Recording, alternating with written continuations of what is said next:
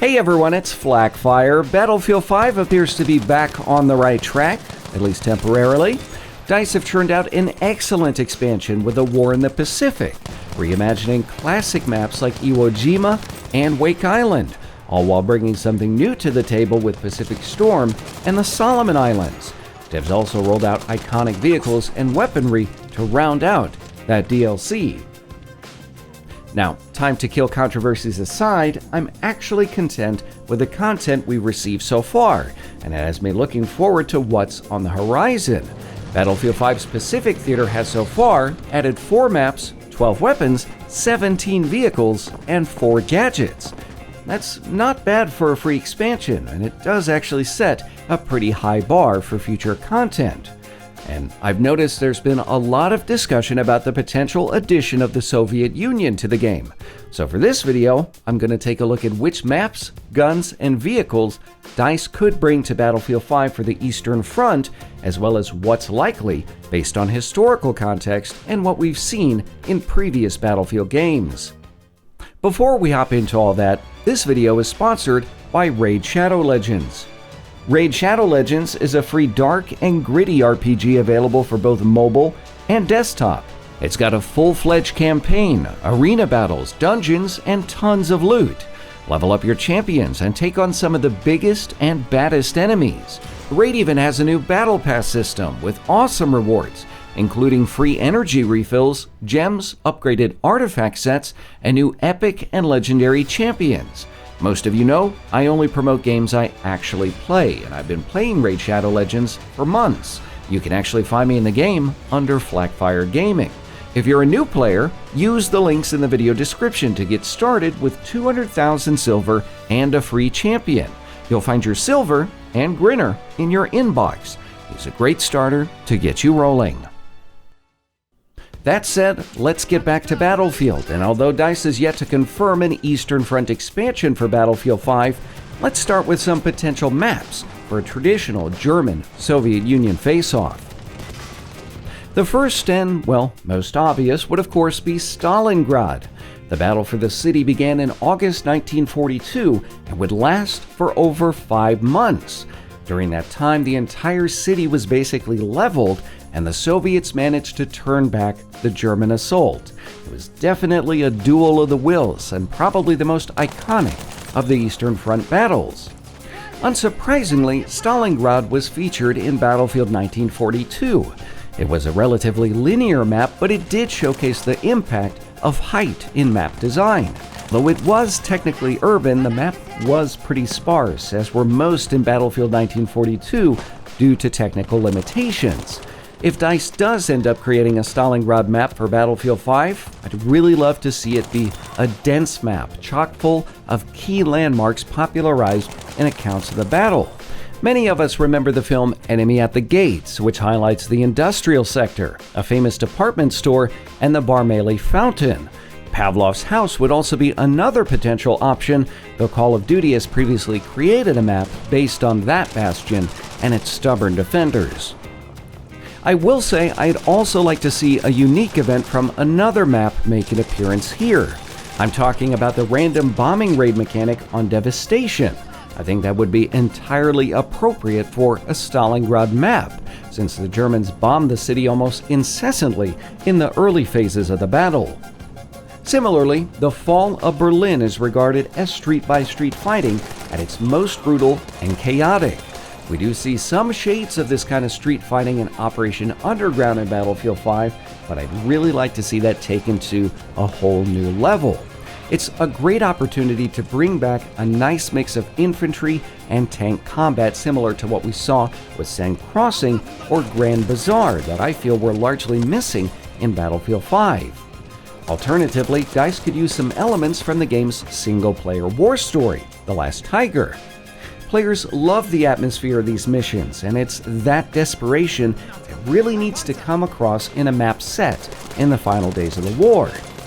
Speaking of which, I love this particular area, and it'd be real nice to have a true night map in Battlefield 5. Developers could also find a new home for the Flak that's featured in the largely abandoned Firestorm Battle Royale game mode. Now, my dark horse candidate for a compelling map would be Kharkov, but not for the reasons you might think. Kharkov was a map in Battlefield 1942, but my thought is that the location could make the perfect basis for a reimagining of Siege of Shanghai. Just take a look at the comparison between these two locations. Now, yes, you lose some height, and Levolution isn't really supported in Battlefield 5, but you could still have some really compelling combat here if you wanted to get creative. Now, regardless of where DICE takes the fight in Battlefield 5's expected Soviet expansion, they need to get the look and feel of the atmosphere right. One of the most vocal complaints about both recent and launch Battlefield 5 content was the overall aesthetic being too pretty, which is weird to say for a war game. Developers have largely taken the approach of presenting a pristine battlefield for players to destroy, and personally, I really think that needs to change with the Eastern Front.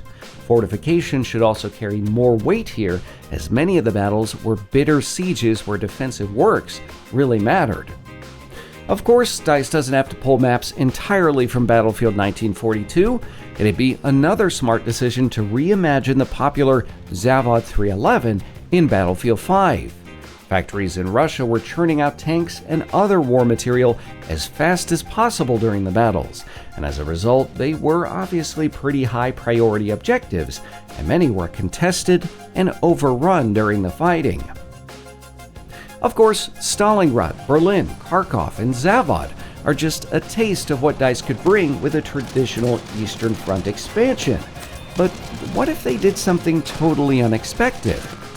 Battlefield 5 already has an Imperial Japan faction, so why not explore the Soviet-Japanese War if you've got the assets?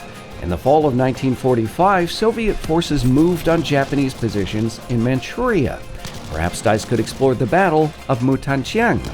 The battle for the city was a bitter one, and it would provide an interesting urban map for what technically could be considered the Pacific Theater.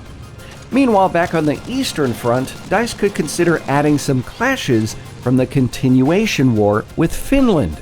Now, this might seem like too troublesome an undertaking at first, until you realize Finland was largely supplied with weapons by the Germans and took anything else they needed from the Soviets. Or when that failed, they just made their own giant grenade-lobbing slingshots. Finnish uniforms bear a striking resemblance to German gear, and they often use the same helmets. On top of this, two Finnish weapons are already in the game: the Suomi KP-31 and the Lahti Saloranta M26 light machine gun. Even in the air, the Finns flew familiar aircraft, like the Bristol Blenheim and the German Bf-109, both of those already available in Battlefield 5. So, in reality, a Finnish faction wouldn't really be that hard to add to Battlefield 5, and it would take it some places largely ignored by other World War II games. Many devs at DICE are Finnish, so it's certainly close to some hearts, and remember that we did see the Russian Revolution maps added in Battlefield 1. That was a total surprise, so I really think anything is possible here. DICE could explore the Vyborg Petrozavodsk offensive, including the Battle of Tali in Hantala in summer 1944. This battle saw the Finns take a tremendous toll on advancing Soviet troops in rough terrain suited to defensive warfare. Devs could even go a step further back in time to the Winter War in 1939 and showcase something like the Battle of Kola, where legendary Finnish sniper Simo Hauha made his name. But let's say DICE sticks to the traditional Eastern Front. What could they add for weapons, vehicles, and aircraft? For weapons, it's impossible to imagine the Soviet Army without the bolt-action Mosin Nagant M1938 carbine or the M1897-30 sniper rifle. Both of these featured a 5-round non-detachable magazine and would be an obvious choice for the Recon class. We could also see another anti-tank rifle in the form of the PTR-D41. This bolt-action weapon must be reloaded after every shot. For assault, the SVT-40 seems like a shoo-in. Semi-automatic with a 10-round box magazine, some Finnish and German soldiers allegedly modified it with other larger magazines for more firepower. There's also the Simonov AVS-36. That was a select-fire battle rifle with a 15-round magazine and a fire rate of 800 rounds per minute. Meanwhile, the medic class would likely see the iconic PPSH-41 added to Battlefield 5. The select-fire submachine gun is known for its blistering 1,000 rounds per minute fire rate and massive magazines. Both 35 and 71-round magazines were made for this burp gun. There's also the PPS-42, a more traditional option with a 35-round magazine and a fire rate of around 700 rounds per minute. For support, developers could add the DP-28, a workhorse light machine gun that fired from a 47 or 63-round pan magazine at about 550 rounds per minute. There's also the chance we could see the RPD. This light machine gun began to roll out at the end of World War II, but it's not entirely clear if it saw frontline service.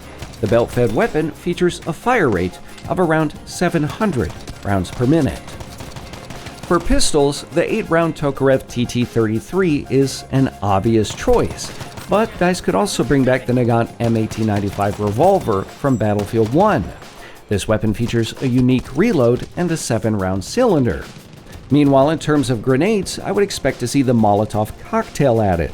This makeshift incendiary was employed extensively by Finnish troops to combat Soviet tanks. Developers could also add the RGD-33 fragmentation grenade. This weapon featured an optional sleeve for additional fragmentation, and that could be a pretty unique gameplay mechanic if DICE decides to work that in somehow.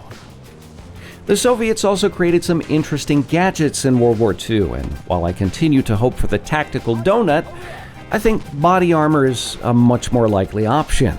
The Soviet Union was the only country to produce body armor for infantry on a large scale, which was then issued to assault engineers. Now, I'm not really a fan of this kind of armor mechanic in games, but it has made appearances in previous Battlefield titles, and has certainly been normalized a bit by Battle Royale games. I'll take a moment to say if there's any weapons or gadgets or anything like that that you think should be in the game, make sure to tell me down below in the video comments. Next, let's take a look at some of the armored vehicles DICE could add to a potential Soviet Union expansion. For light tanks, one of the best bets is the T-26. Now, this tank was, well, okay, it wasn't a great tank, but it was available in large numbers. The T-26 saw several variations over the course of its lifespan, including a flamethrower version, turrets with rear-facing machine guns, and early on there was even a twin turret design. And that chassis also was used as the basis for the Su-5 self-propelled gun, equipped with a 75mm mortar, so it would bring some interesting new gameplay to Battlefield 5, and it could fill out a spec tree really, really well. For medium tanks, the iconic T-34-76 is my easy choice. An impressive machine, the T-34 is largely credited with cracking German armor in World War II. It did this with a 76.2mm gun, but DICE could also add the upgunned T-34-85. The T-34 chassis also served as the base for the Su-85 self-propelled gun, which could fill a role similar to the German Stug or the Churchill gun carrier in Battlefield 5. Meanwhile, anti-aircraft guns get a little bit tricky here, but the best bet is the ZSU-37. The mobile AA platform fielded a single 37mm gun, and the chassis is identical to the Su-76 self-propelled gun, which we could see added if DICE wants to bring back mobile artillery into the Battlefield franchise. In addition to Soviet armor, I would expect to see developers add some new German content. Opposite the Su-76, I might expect to see the Grille. This self-propelled gun has been in the files for a while, but it is yet to make an appearance. We've also seen some data mined info revealing DICE are at least considering adding the Sonderkraft Fahrzeug 234. The armored car was deployed on both the eastern and western fronts, and Germany produced several variants, which would help fill out a spec tree. Different potential armaments include an autocannon, 7.5cm howitzer, and a PaK-40 anti-tank gun. Similarly, a Soviet armored car with comparable firepower is the BA-6. Now, this vehicle featured a 45mm gun mounted in a T-26 turret, and the reuse of that turret would likely save some development time for DICE, so I really think a combination of those two vehicles would be really attractive to developers. For light transports, developers could add the Gaz 67, a traditional 4x4 similar to the Jeep already in Battlefield 5. And lastly, let's take a look at reinforcements. Aside from artillery, the Soviets really need a beefy vehicle to go toe-to-toe against the German Sturmtiger. I think the Su-122 is a good candidate, reusing the T-34 chassis and featuring a massive 122mm howitzer. And I know many of you probably expect to see the Katyusha, but I'm not entirely sure how DICE would balance such a lightly armored vehicle as a reinforcement in Battlefield 5. As for the other reinforcement, the Red Army conveniently used American-made T-48 half-tracks that are already in-game. With that said, for the skies over the battlefield, DICE have a couple solid options for Soviet aircraft. For fighters, the Yakovlev Yak-9 could go toe-to-toe with the best piston-driven German aircraft. Typically armed with a 20mm cannon and a 12.7mm machine gun, it also saw plenty of variants that would make for compelling spec trees. These included a version with a nose-mounted 45mm cannon that would literally shake the engine apart if overused, so if there's anything more Russian than that, I don't know what it is. My pick for the Soviet bomber, meanwhile, would be the Tupolev Tu-2. This twin-engine bomber was on par with the German Ju-88 in most respects. It also featured some bizarre variants I know DICE will have a really hard time staying away from, mainly the Hedgehog, an experimental version of the aircraft with 88 downward-firing PPSH-41 submachine guns, boasting over 79,000 rounds per minute.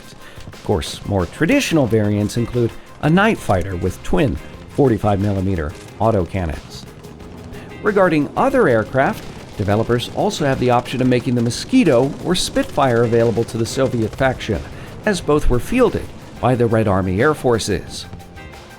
At this point, I'm really curious to hear your thoughts on things. What do you think about what I've talked about so far? Are there any weapons or vehicles or airplanes that you really like the idea for Battlefield 5? And if I didn't have it listed, what would you like to see in a Soviet expansion to Battlefield 5? Make sure to tell me down below in the comments. If you enjoyed this video, make sure to leave a like, share, and subscribe. You can tap the bell to get notified of the latest Battlefield videos. Again, I do have some giveaways coming up, so make sure that you're following on all of the social media links down there in the video description. I also want to take a minute to encourage you to stay inside during this rather bizarre time. This stuff is crazy, but stay inside, stay safe. I'm going to try to continue to churn out more and more content here to kind of keep you guys entertained over the next couple of weeks, but we're in this journey together, so stay strong. And as always, thanks for watching.